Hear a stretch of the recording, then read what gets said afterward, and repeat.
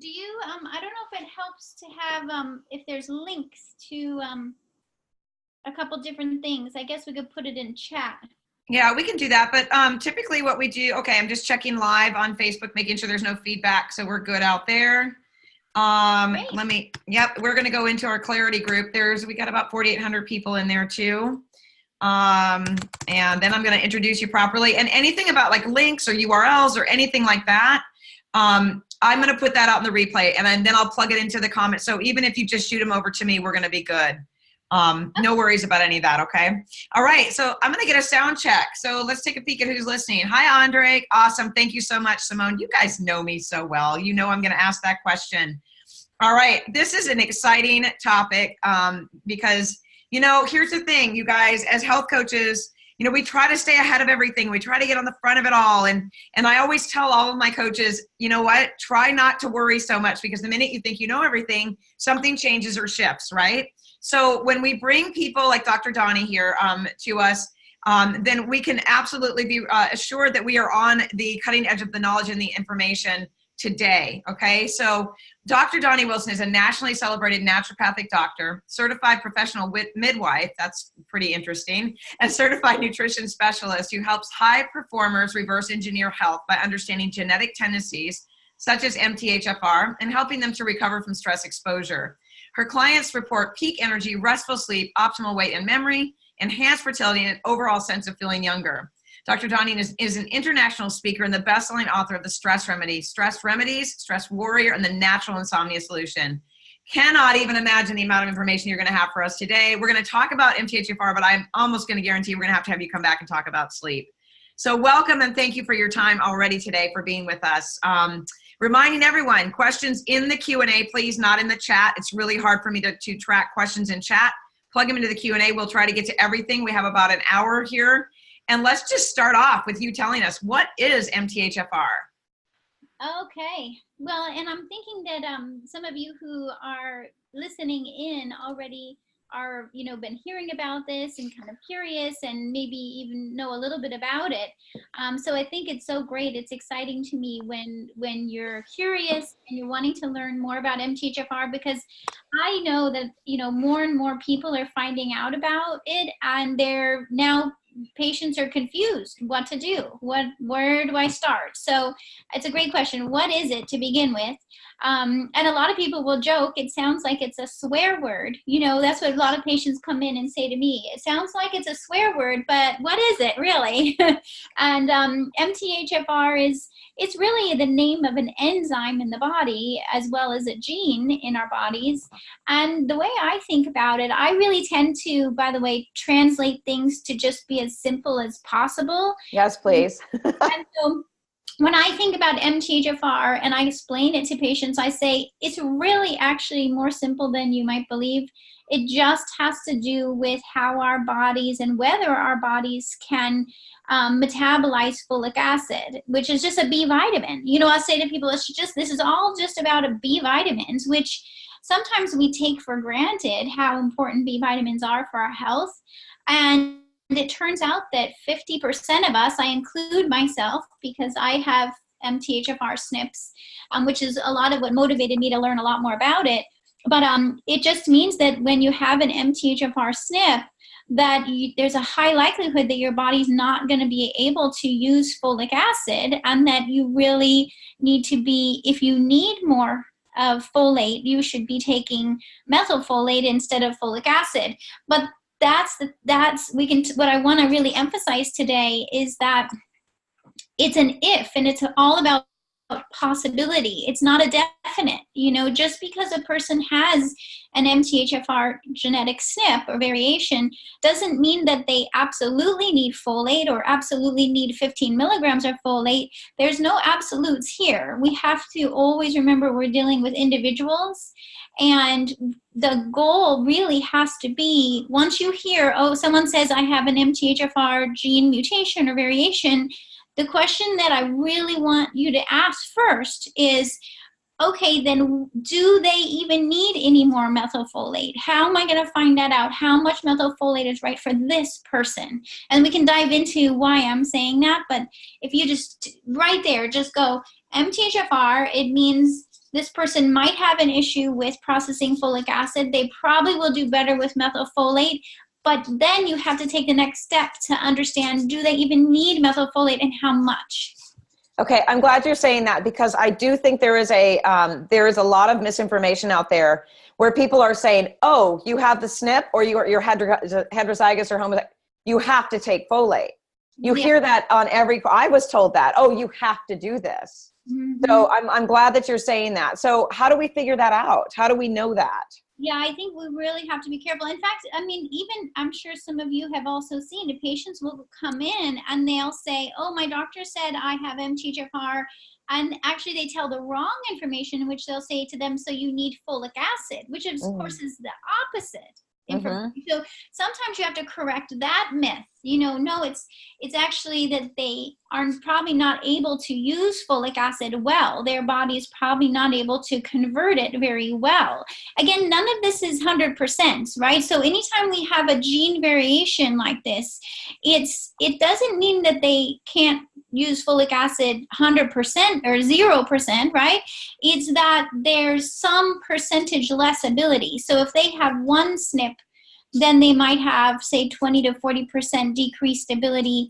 If they have heterozygous, 2 different MTHFRs, or compound heterozygous, we call it, or double, mutations on a single MTHFR, they might have more like 70-80% decreased ability to use folic acid. So they'll still be able to use folic acid a little bit, but what we're doing is we're talking to people about health optimization. And so we're saying to them, hey, you know what's really going to be more optimal, because you probably are not using folic acid very well, let's look at methylfolate. So the way we should use our words is to say, for those people, it's better for them to choose methylfolate than folic acid. But at the same time, that doesn't mean that we've figured out the dose or even if they need more. I've seen thousands of patients with MTHFR SNPs over the past 5 years, because this has become a specialty area for me. Mm-hmm. And so I've seen every variation, every possibility of scenario. Some patients need 0 extra methylfolate. They're getting enough in their diet. Their bodies are optimized. They don't need any more for their health. Other patients need, maybe 1 milligram per day. Some patients need 5 milligrams per day. So the way we find that out, which is I think what you just asked me, is I look at their homocysteine level. That's one of the main tests. That is a blood test. And if we do a blood test for homocysteine, that gives me a really good sense of whether they need more methylfolate or not. And this is even somewhat of a simplification, because I'm looking at more than just homocysteine. I'm looking at, and we can talk through what other tests I'm looking at, but I want to emphasize that as soon as you find out that a person has an MTHFR SNP, before you do anything, before you give them methylfolate, before you don't give them methylfolate, before you do anything, you need to know their homocysteine, because MTHFR gene is only the genetic information. And we can never assume and treat just based on a gene. We really need to know, how is that gene affecting that person's body at this point in time? Because our genes are, right, there's a lot that influences how the genes express. Mm-hmm. And so a person could have an MTHFR gene SNP, and it may not be affecting their health at all. And so the way you know how is that gene SNP affecting their health is by doing a test of in their blood, in their body, what's going on right now of their metabolism. And the homocysteine can give us that, because it's part of the methylation cycle. And so now homocysteine also tells us about B12 and B6. So it's really telling us about all 3 B vitamins, folate, B12, and B6. So we need to take that into account when we see a homocysteine level. How much of this is needing folate? How much of this is needing B6 or B12? But when we see that homocysteine, what I'm looking for as an optimal homocysteine is about 7. Now, you're not going to see that on the lab reference ranges, right? The lab reference range is probably like anything less than 11 is okay. But in my book, no, it's not okay to be anything less than 11. I really want it my closest range might be between 6 and 8 on a homocysteine. And now stop me if you want me to, I'm happy to keep going though, but what I do is, see, a lot of times we assume that everyone's going to have too high homocysteine, right? Because what happens is in the metabolism, we call it the methylation cycle, right? Or methionine cycle. But I rename it with patients, I call it the B vitamin cycle. It's really how our bodies are using all the B vitamins. It's not just folate. They're all there, B1, B2, B5, B3, B6. They're all in this methylation cycle, and it's how our body uses the B vitamins to make SAM. And SAM is what then, the way I say it is, SAM goes out and does all the good stuff. SAM goes out and protects our cells, protects our DNA, makes and breaks down neurotransmitters, helps us with our energy, helps us with liver detoxification. So SAM, S-adenosylmethionine, is what these B vitamins are making to go do all this good stuff. And so homocysteine is what happens at the other part of the cycle after SAM. So when we're looking at homocysteine, we're getting a sense of how well are we using our B vitamins. And so when we're checking homocysteine, that's what we're getting a sense of. And so when we look at that homocysteine, we assume that the problem is everyone's going to have too high, but that's not the case. I mean, what's happening is, as a homocysteine comes in, it connects up with methylfolate and methyl B12. So we're using up homocysteine every time we have folate and B12, and it's circling back around. So if the homocysteine's above 7, that person might, I'm going to again say the word might, they might need more B12 and folate in order to use up some more of that homocysteine around the cycle. But sometimes the homocysteine is actually too low, below a 7. I mean, could be a 3. I've seen it at 2 or 1 even.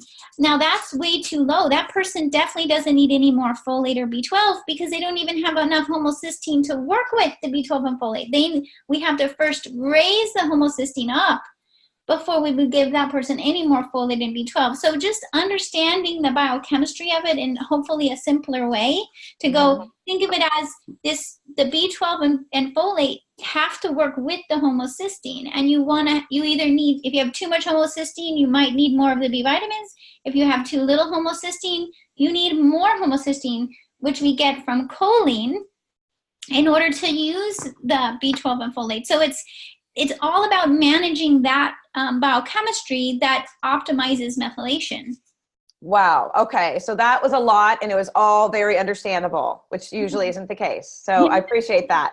I'm a keep it simple person too. So let's just say, for example, I'm taking notes whenever I interview. I take notes because I always have questions. But so let me ask you this. So some people who are taking SAMe, right? They start taking it because they've been told maybe their neurotransmitters might be off, maybe they seem depressed or whatever. Are they then kind of interrupting the cycle of how the B vitamins should turn into SAMe in the first place? Like it seems like a Band-Aid, dropping that down in the middle without knowing what's happening with the B vitamins. Yeah, seems like a problem to me, because then that's going to do something, isn't it? Tell me how that disrupts the cycle. It can. I tend to be hesitant to add SAMe because I want to know first, where's their homocysteine? I also want to know how well is this methylation cycle working? Maybe they're making SAM just fine on their own. Sometimes it's tempting. We hear, oh, this person has, let's say, depression or sleep issues, which sometimes SAMe is used for those conditions. So we're tempted to just say, well, let's just try some SAMe. And the thing is that if we don't know how well their methylation cycle is working, it could actually backfire. In fact, SAMe, it's quite often that things will kind of like, you're hoping they're going to sleep better with some SAMe and they end up being awake all night. Or you're hoping to help with their depression and they end up with super duper anxiety. So to me, and I would always say to the patient, if they say to me, hey, I'm thinking about trying some SAMe, I'll say to them, well, the thing to know is that if your body's not ready for SAMI, there's a great chance you could feel worse. You know, I want the patient to know ahead of time and choose actively. If they say, hey, yeah, I feel like I want to try it, I'll say, great, let's try it. Let's try it during the day, not when you're trying to go to sleep, and try a small dose and use it as a trial to understand their methylation cycle. And if they do get an aggravation, that gives you information. Now you know, okay, if they felt more anxious or overwhelmed by taking SAMI, now you know that their system, their biochemistry needs help in other places. It's not that you sort of give up on SAMI. It's that you use that information to say, oh, okay, SAMI caused them to feel worse. That means that their methylation cycle is jammed. We got to go in there and unjam the methylation cycle. And a lot of times, I think what you're saying is sometimes it's tempting to use a quick fix, SAMI as almost a quick fix, but it's not going to solve the underlying methylation issue. It's just going to be maybe a quick, because where SAMI is going to go, one of the first places it's going to go is going to go affect the neurotransmitter pathways and COMT. So COMT is another place that a person could have a gene SNP, and COMT is going to, the way I think of it in a simple way is it's going to metabolize adrenaline. So say a person has high adrenaline, they might be feeling anxious, they can't sleep.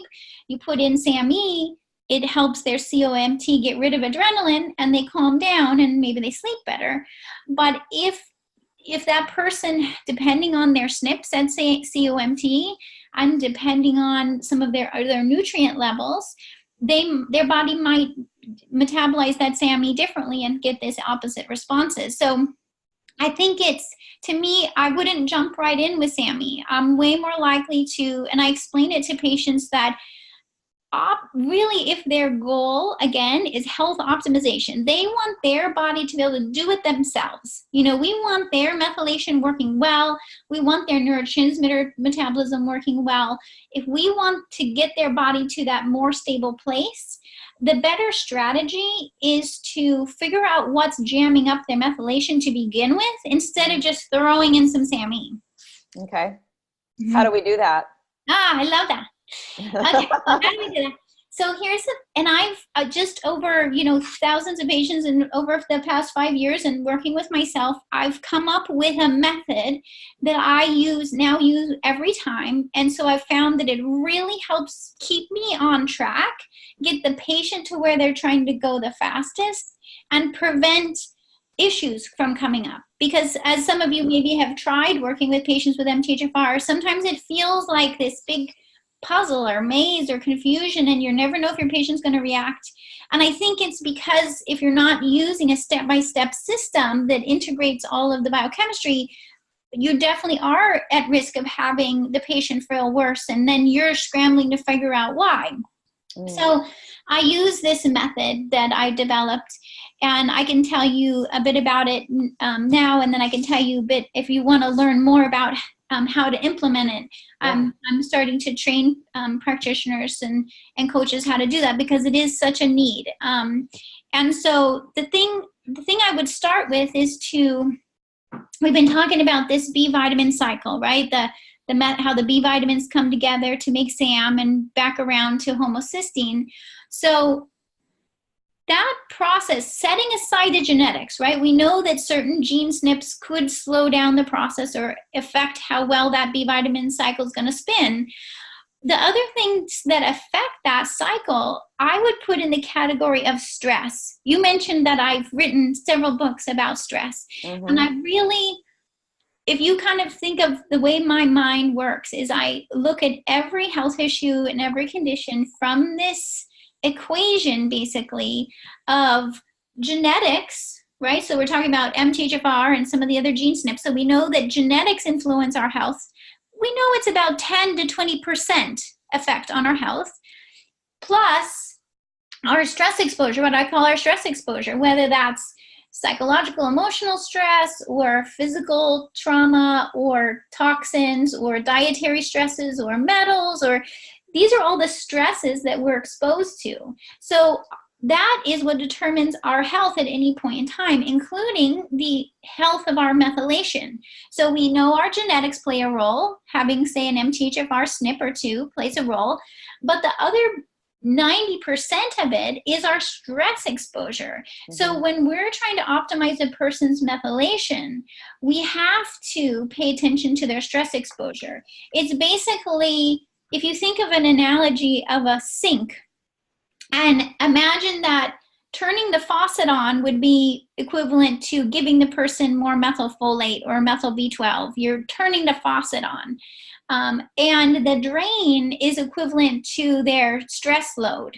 Now, if their drain is clogged, maybe they have toxin exposure from their air and their water, and maybe they have heavy metal exposure like mercury, lead from fillings and so on. Maybe they have a high level of stress in their life and in their work, or they're eating high sugar, gluten, so they got maybe leaky gut and high inflammation in their digestion, and the bacteria are all out of balance. These stresses are like a clogged drain. So if you go turning on the faucet with folate, but they have a clogged drain, you're not getting anywhere. That person's going to feel worse. That's the person where you give them folate and they end up more anxious. They're getting headaches. They're saying, oh my gosh, I took folate and I feel worse. They can't sleep. It's because the drain is clogged.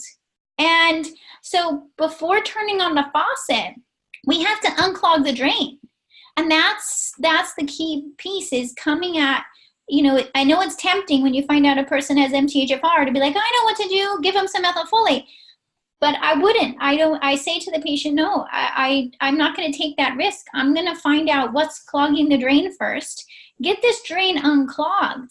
And sometimes, a lot of times actually, some of the most severe cases that I work with, dementia, infertility, all kinds of cases where all we had to do was unclog the drain and their methylation starts working, their homocysteine comes to 7, and we didn't even have to add any folate.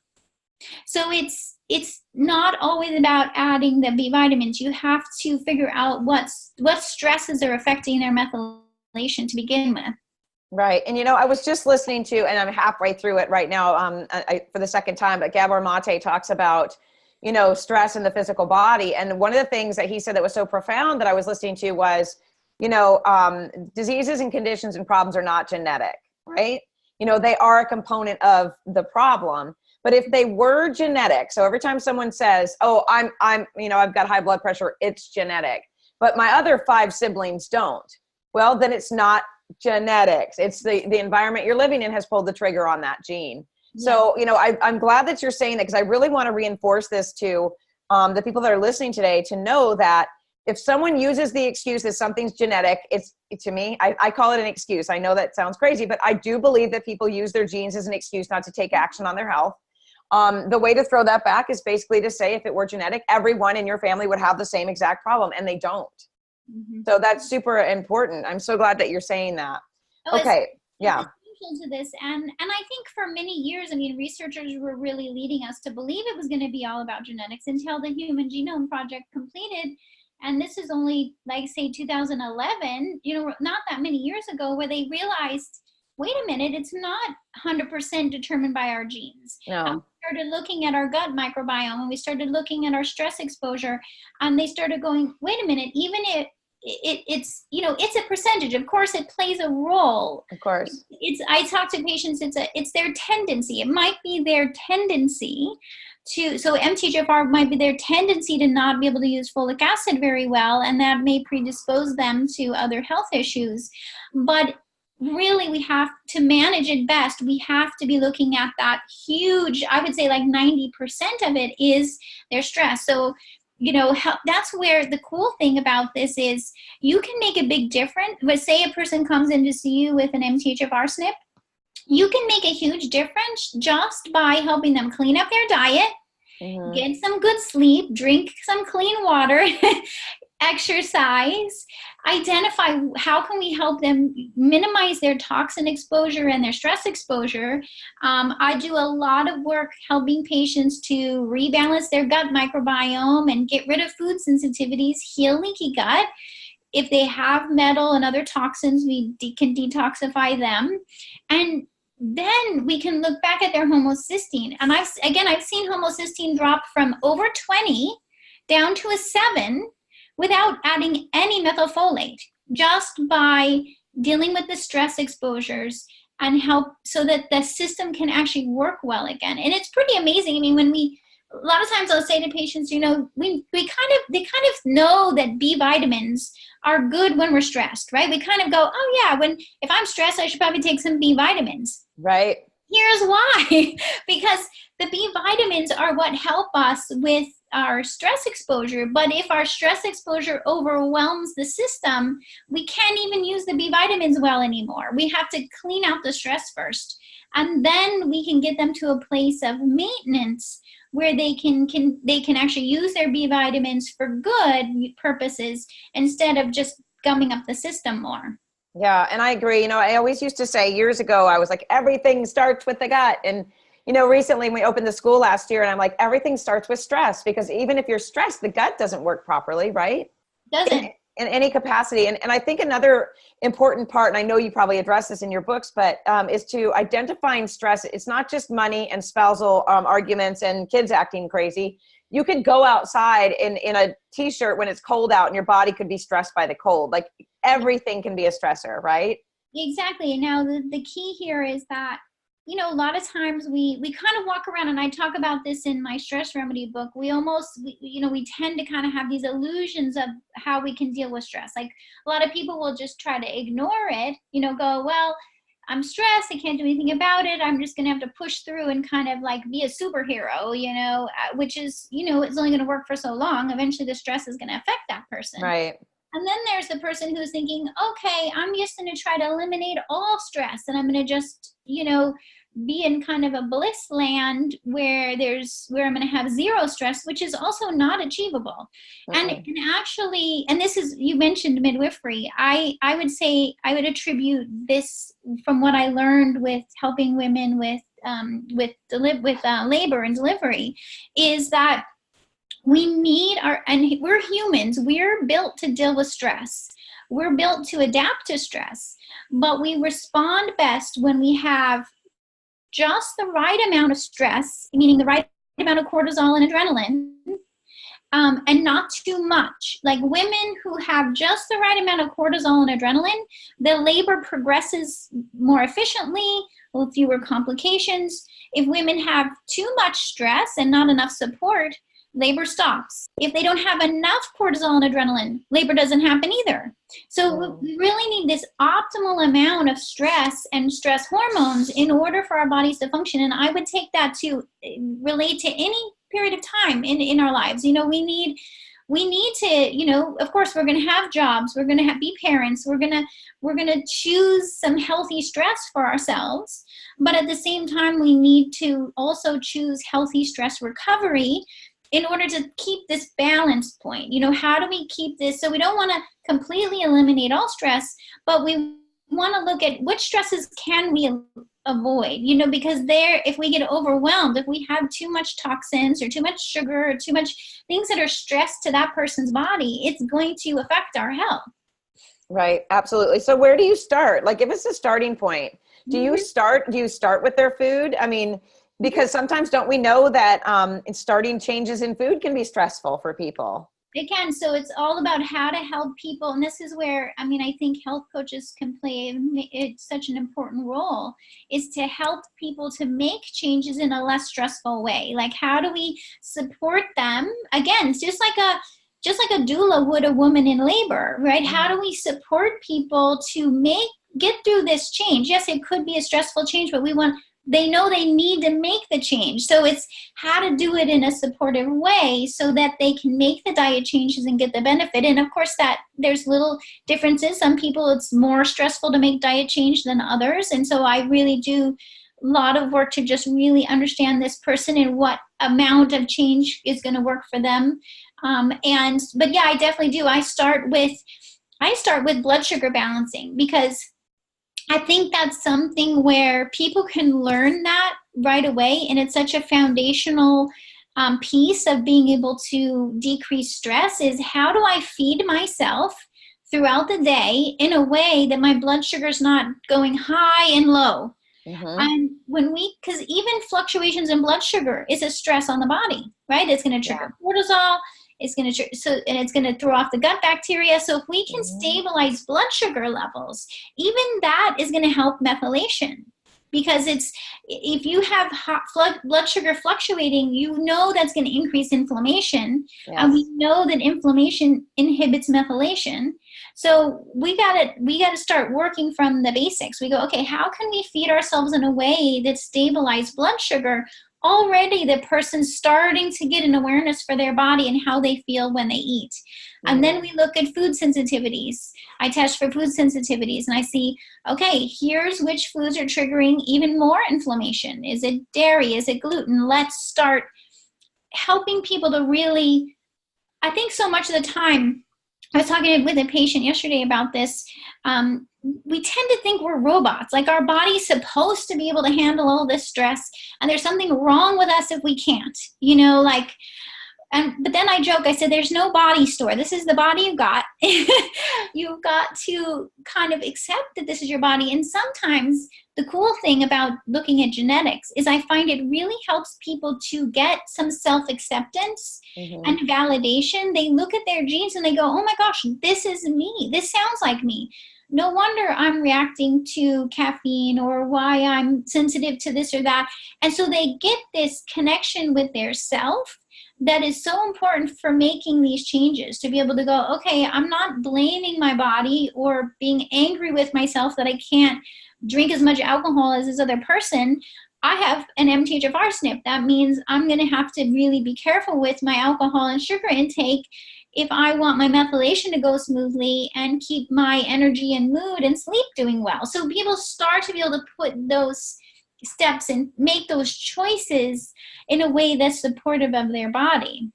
Yeah, I love that. And I also think that to your point about that, I did all my genetic testing, and I, tested all of the platforms, Stratagene and LiveWello and Genetic Genie. I plugged them everywhere just to see how they all worked, this is years ago. But I thought it was fascinating to see that it even explained your athleticism, like your athletic build, like how your body is going to present itself. Like I'm not apt to be overweight.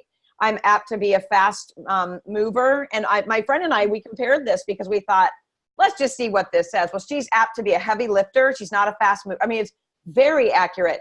But we were doing this to kind of see, make that piece you're talking about with the things we were both dealing with at the time. We both have autoimmunity. We're both susceptible to this or this. It's just fascinating to me. It really relieves you of that lack of so-called willpower or the inability to change something that's impossible to change, right? Right. Yeah. I think that, very powerful. Sometimes patients are afraid. They're like, oh my gosh, does this mean I'm going to get Alzheimer's disease or, because of my genes? And it's just an opportunity to really help educate them with this conversation. Say, well, our genes are only part of the equation. There's so much we can do to have an influence on how our genes express. And so we can use the genetic information as a motivation and acceptance of our bodies and ourselves to say, okay, here's why I'm going to make these healthy choices, because I know that if I don't, here's the potential outcome. So it does really shift, I think, people's motivation in their health changes. Yeah, I agree. I'm going to go to a couple questions over here. The first one is, can you explain what COMT is?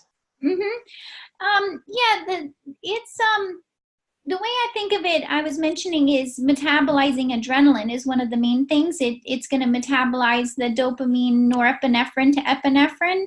And so what can happen most times with these SNPs, I think of it like a potential traffic jam. So I'll say this to patients. If you have a SNP, most of them are a potential traffic jam. Some cases, some gene SNPs actually can speed things up.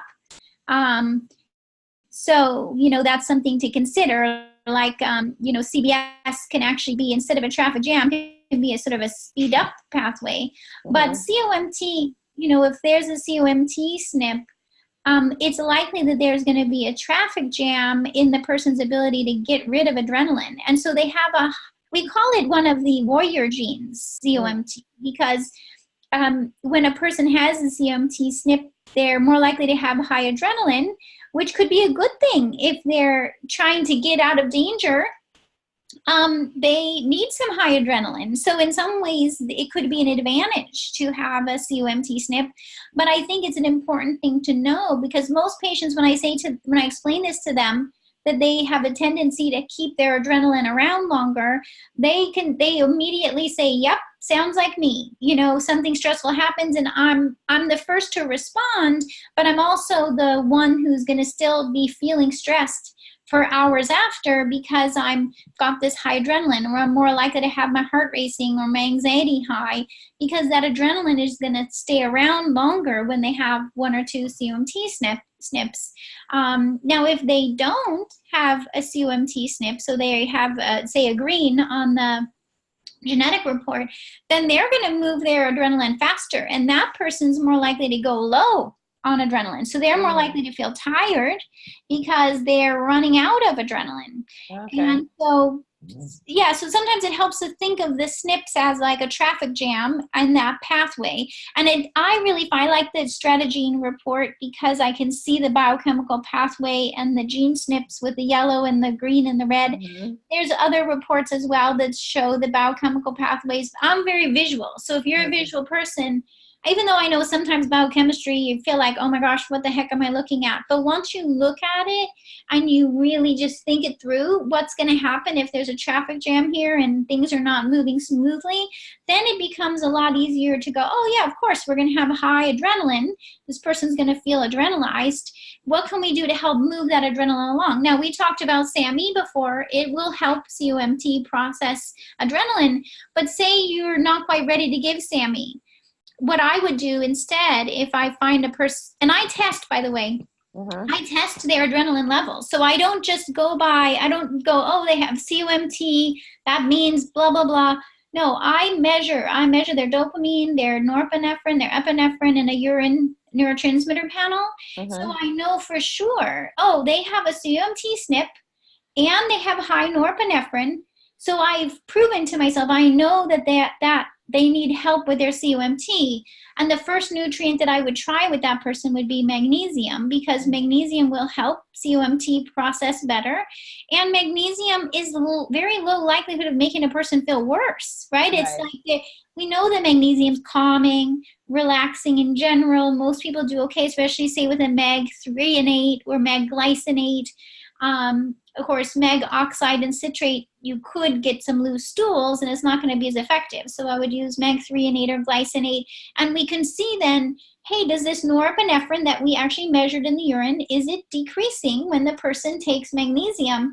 And do they feel better? So now you're not just looking at the gene SNP, you're looking at their actual levels in their body and seeing, oh yes, this is what they need. I would never assume that they need, magnesium. If I saw a COMT SNP, I would say, well, maybe they need more magnesium, but let's see if their norepi's high first. Okay.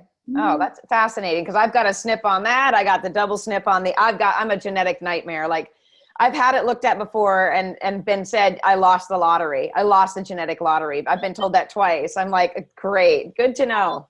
It's okay. I've seen a lot of patients like that, and I guess that, the way that I turn that around is I say, it's like you're driving a sports car instead of a station wagon. Yeah. You're driving a sports car. That just means you're going to, every little turn of the steering wheel you're going to have to be a little more careful. When do you shift? How do you push on the gas? Do you have enough brakes? You're driving a sports car because of those gene SNPs, but that's still doable. You can still, but it makes it even more important for you to do not just your gene SNPs, but we need to know your cortisol levels. We need to know your neurotransmitter levels, including serotonin. We need to know about your gut bacteria. We need all this information in order for you to learn how to drive your sports car in a healthy way. Yeah. Oh, I've spent the money on the gas for the sports car. Trust me. I've had every gut test, Dutch test, you name it. Urine neurotransmitters is due again, but good for you. Yeah.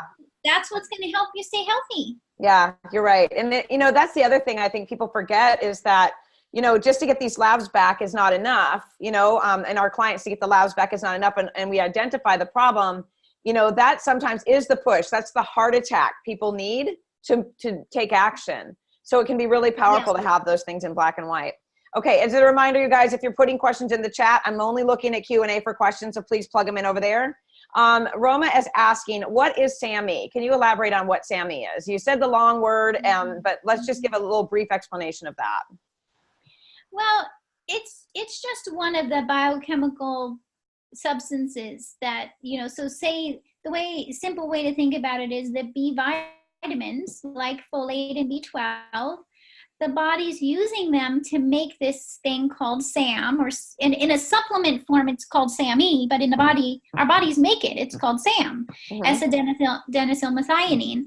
And SAM is what is used in a lot of other biochemical pathways in the body. So basically it's the body uses the B vitamins to make SAM, and then it uses the SAM to do all kinds of other good stuff. SAM is used to protect our DNA, to make healthy new cells. Like I think of, I help a lot of patients with cervical dysplasia or abnormal pap smears.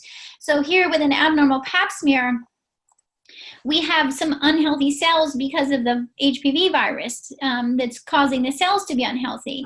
And we know that from the research that when women take methylfolate, it even alone can reverse the dysplasia and get them to making healthy cells again. So if you ask yourself, why is it that methylfolate could be so helpful for making healthy cells on a cervix? Or we use methylfolate in pregnancy because it's going to make healthy cells for a new baby.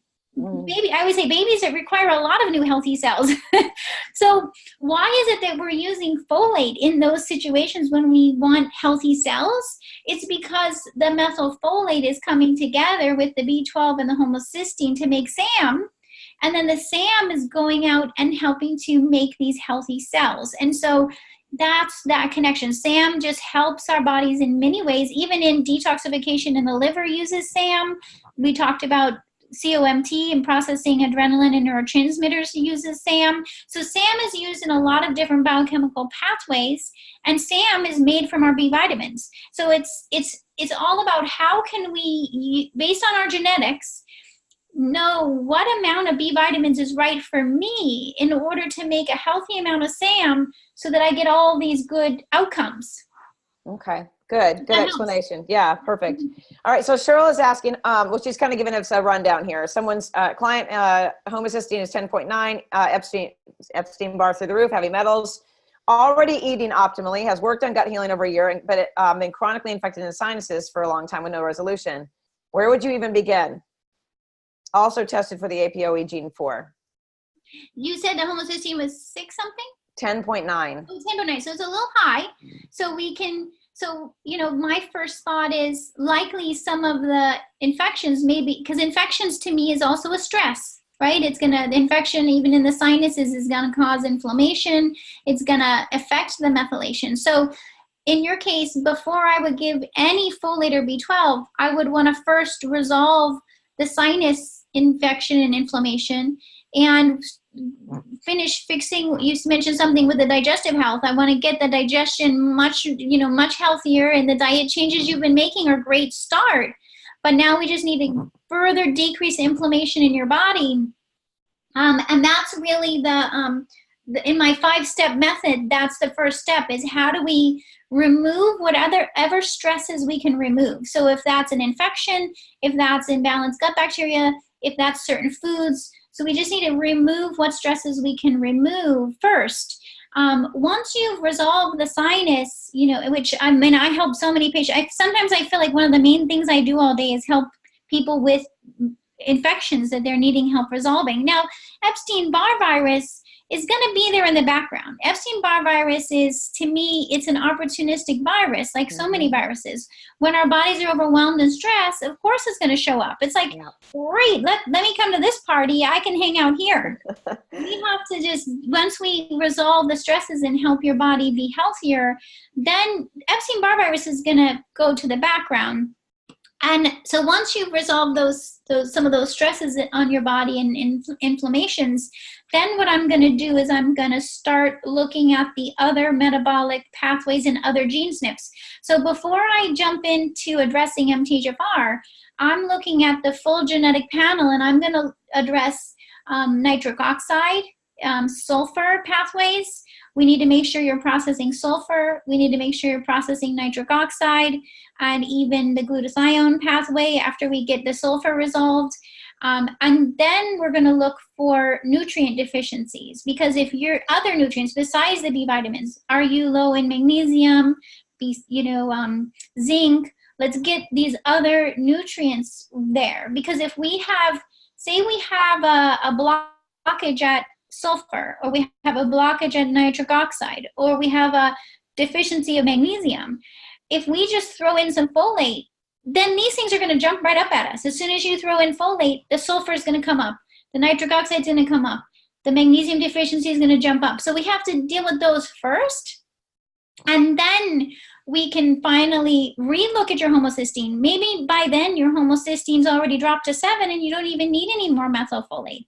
So we have to relook at the homocysteine after we've worked down these steps, and then see if methylfolate's the right thing for you. But I think my first step is I want to get your sinuses resolved. No reason for you to be walking around with a chronic sinus infection. We got to get that fixed. Right. I agree. Sometimes don't you think that too many people are going after Epstein-Barr these days and not going after what could be causing Epstein-Barr to show its face instead? Yeah. I've been practicing almost 20 years, and I've been working with Epstein-Barr all that time, just like I've been working with HPV and other viruses. And yeah, I think it's tempting. It's like this little flashing light here. We're like, okay, let's go after this flashing light. But is that really going to solve the bigger equation? Maybe not, probably not. A person could chase after Epstein-Barr and not really get anywhere, because the Epstein-Barr is just the little flashing thing that's getting our attention. It's what it should do is it should say to us, this person's body is stressed. Mm-hmm. We need to figure out how to help it do some stress recovery first. So how can we make sure they're eating healthy diet, getting good sleep, getting their cortisol and adrenaline or their adrenal function improved? Then that Epstein-Barr is going to be out of there anyway. But what you've achieved is now you've achieved a healthier body overall, which is, I think, the real goal. Yeah, absolutely. Okay, so Michael is asking, are MTHFR mutations inherited or acquired in their lifetime? People are born with them, correct? I mean, yeah. There's no way to remove them. So basically, when we unclog the drain, I'm going to rephrase the question just a little bit, Michael. When we unclog the drain, does it just? I think about wheels and cogs when I think about this. I think about them smoothly moving together, and that a mutation is kind of a rock that gets in the way and stops things from moving. But if we take the rock out, then even though there's mutations, they can move together much more smoothly. Would you agree with that? Yeah, it's perfect. Yeah, so same thing as the clogged drain. Like we just get the nerves kind of get it stuck in that pathway. Because even if you could look at, say, a strategy and report. This is another reason I like that report. And you'll look at each step in the methionine or methylation cycle, and you'll see that they list out all the things that are basically going to slow down the wheel from turning, the gear from turning.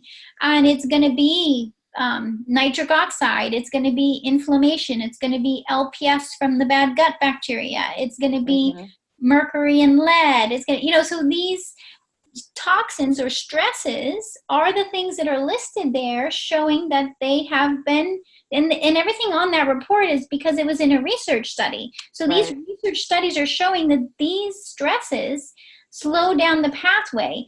And it doesn't matter if we turn on the faucet of folate, if this is all stuck there, we're not going anywhere. Yeah, great. Okay. All right. Sandy says, this may sound like a weird question. There are no weird questions in our business. I have had a stem cell transplant from an unrelated donor. My DNA is now a pretty high percentage of my donor's DNA. Does this exclude me from getting a true picture of any SNPs through genetic testing? That's a great question, actually. I mean, I think I mean, the stem cells, I'm trying to think, because if the stem cells, were they localized? Because I'm thinking that I don't know that it's going to affect your, your genes from your inherent gene cell production. Potentially though, and that's a good question. I haven't looked into that. Like at what point, if you have enough, stem cell treatment, would that shift your genetic outcomes? I have not looked at that. Yeah. I've never even thought about that. I guess I would ask the doctor who did the stem cell transplant, right? Yeah, my understanding was that the stem cells is separate from your real genetic information. Like when your body's making new cells, for the most part, it's going to be like if you do the saliva test, it's going to be that genetics. But so I don't think it can change your genetic makeup. It's just going to shift the genetics of those cells that were injected. But anyway, that's how I'm thinking of it at this point. Yeah. Definitely let us know about that too. You can post that in one of the groups as well. So Anonymous says, everyone perceives stress differently. Like you mentioned, how do you start with someone who has a very low tolerance to adversity and stress? For example, stress from everyday situations immediately manifests in an autoimmune outbreak. For me, of course, it stops me from doing many things in life. And if I could add a personal thing in here too, many years ago, 15 years ago, had a personal situation where we had family members moving in, newly married, very stressful. I remember that feeling of fight or flight at even someone sneezing, or hearing the air kick on. I would feel adrenaline burst in my body. Like there was a lot of stress going on in our lives. It went away. I don't have that problem anymore and haven't for years, thank God. But I think that's kind of the very similar thing that this person is asking, like a high stress response where it just takes you and you can't calm your body down. How do you even begin with that? Yeah, the thing I always think is really interesting about stress responses is that that's also somewhat genetically determined, so we have our genetics even from generations back are influencing how we respond to stress in this moment. It's also influenced by our stress exposure in early life, so if they definitely show, childhood stress exposure is going to influence how you respond to stress at this moment in time. So you take all that account in that same equation, your genetics related to stress, your stress exposure, that's going to determine your stress response at this point in time. And so what I do, the first step is, I know you feel it and you've got the clear symptoms. You're like, okay, I know I'm stressed, my body's responding and I'm not feeling great. So then I'm going to want to do what I would call a stress test. I want to know your cortisol levels, morning, midday, evening, bedtime. Whether that's a urine test or a saliva test, I want to know what is your cortisol up to, because my research shows you can't assume it. You might be thinking, oh, I probably have a high cortisol, but you could be wrong, and it might be only high cortisol at night and not the morning. So we need to know exactly where's your cortisol and exactly what is your adrenaline, what's your norepi, epi, and I would want to check your stress neurotransmitters too, your serotonin, your GABA. How has this stress affected your body at this point in time? Because then I can create a very clear stress recovery program for you. And this is what I do with my patients. I work with high performing, high profile patients who know that they have to be performing their best on a daily basis. Maybe they're running a business. Maybe they have, a family that they're responsible for. Maybe they're, an artist, or someone who just knows that they need to be performing their best every day, and they know that they're getting affected by stress. So we can do these types of tests to find out exactly how is stress affecting you, because once we have that, now I can use biochemistry and clinical nutrition to rebalance. So if serotonin's low, I can help increase the serotonin using 5-HTP and amino acid therapy. If cortisol is too high at certain times, we can use nutrients and herbs to bring that cortisol back down to where it should be. So we can help the body get out of stress mode. I call that stress mode. When you're just like, okay, I'm in stress mode. Yes, it's influenced by my genetics, but it's not stuck there. You can recover. Let's find out what that looks like for you. It's very individualized. then we can create a step-by-step plan for stress recovery. And the stress recovery plan always has to start with helping the person get out of stress mode. So if their body's just making high adrenaline, cortisol, and whatever's going on, maybe they have even low cortisol. If you're feeling tired all the time, you might have some low cortisol. And probably there's some imbalances in digestion, so on. We got to get the body out of stress mode first. Then we can rebalance these levels and get the person back to balance. And then it's just about being maintenance. It's about how do I call it become resilient to stress, which is why I named my book A Stress Warrior, is we can become warriors to stress. We can understand that we're going to be exposed to stress. And if we can understand how our bodies are affected by stress, then we can then take steps to stay healthy even while stressed. And that's what a stress warrior is. Yeah, that's the goal. And we're going to talk about that in just one second. Then we're going to have one more question to wrap up. But I want to say this too, is that sometimes we have to remember that when we think that we're not under stress, our body may have a different story for us. I spent many years thinking work is great, kids great, I'm eating well, like I haven't had any hormonal problems, everything's great. I think I'm fine, when I was having the hot flashes and the cortisol surges in the night. And I was like, where is this all coming from? You could be telling yourself one thing, but your body is always going to know what the score is for real. And I always say nothing's an emergency, but an emergency now, because I lived in an emergency state, fight or flight, for so many years and didn't even realize it. So let's touch on this real quick. So I need to get the link from you for your free gift. How do we access the best-selling book, Stress Warrior, where you describe your approach to stress recovery and all of the things we're talking about today, and reversing autoimmunity and dementia? I mean, please, I think we all need that. How do we go about getting our hands on that? So the Stress Warrior book, you could it's simple. Go stresswarriorbook.com. Okay. Just stresswarriorbook.com. You're going to be able to get the online ebook version of the Stress Warrior right there. Okay. And you're also going to be able to sign up for my 7-day stress reset, which is it's going to be free for you there. Just 7 days of me guiding you through stress recovery, step by step. Again, how to do stress recovery in a non-stressful way. Okay. Stressing ourselves out. And it starts to show you what I would implement. Again, with someone with MTHFR or these other health issues, we have to start with some stress recovery or stress reset. Mm-hmm. And then I can also share with you, if you are someone who's working with patients with MTHFR and you're interested in learning exactly my 5-step method, how you can implement this in a really confident way, you're going to get the right things covered and help your patient, then you could I've created a live training for training how to do that. Yeah. Okay. So I will put both of those links in the replay as well. I will post that in the student page and in the Health Coach Mentorship and Mastery page as well. We've got one more question, and that is from Darcy. What is the name of the DNA report you keep referring to? We're talking about Strategene here, I think. Strategene is STRATA, let's see, GENE. Strategene was developed by Ben Lynch, and it's right now I find that it's a really good one because it implements the genetic data into the biochemical pathways.